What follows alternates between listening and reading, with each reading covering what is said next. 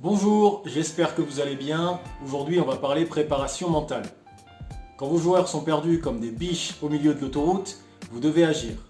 Alors je vais vous donner 4 astuces de préparation mentale de manière à remettre l'église au milieu du village. Premièrement, l'harmonisation du groupe. C'est un travail qui s'effectue tous ensemble.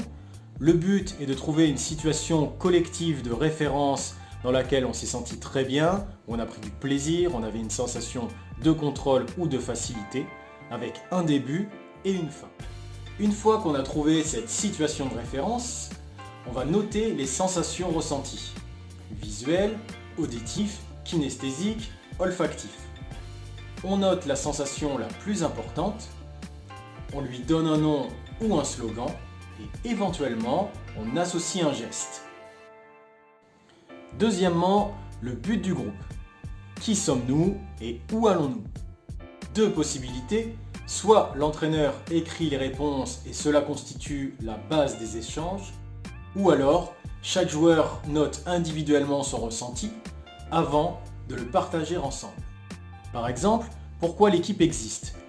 Qu'est-ce qu'elle apporte individuellement, à notre famille, aux dirigeants, aux sponsors, au public, ou encore, qu'est-ce qui nous distingue des autres?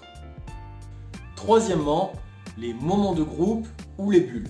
Elles vont servir à se reconcentrer, se remotiver, attaquer fort et juste. 4 points pour fabriquer sa bulle. Premièrement, les mots qu'on lui associe, par exemple attaquer, dominer, détruire. Deuxièmement, les sens, visuels, auditifs, kinesthésiques, olfactifs.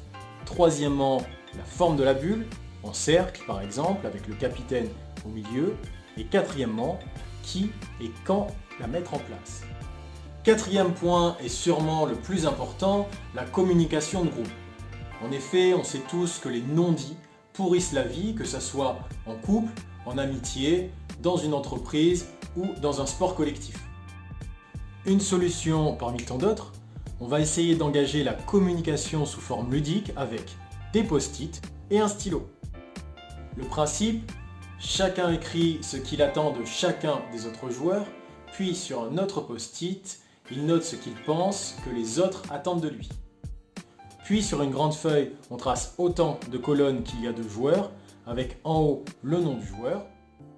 Chacun va d'abord coller ses post-it dans la colonne de chaque joueur, puis il colle en dessous le post-it indiquant ce que le groupe attend de lui. Voilà ce que ça donne.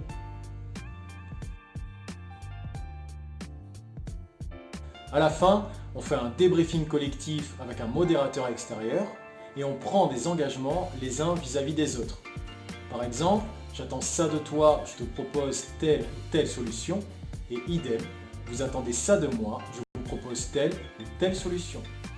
Voilà, c'est terminé. J'espère que cela vous servira à faire quelques ajustements avec votre groupe si vous en avez besoin, toujours dans le but d'être performant. À bientôt!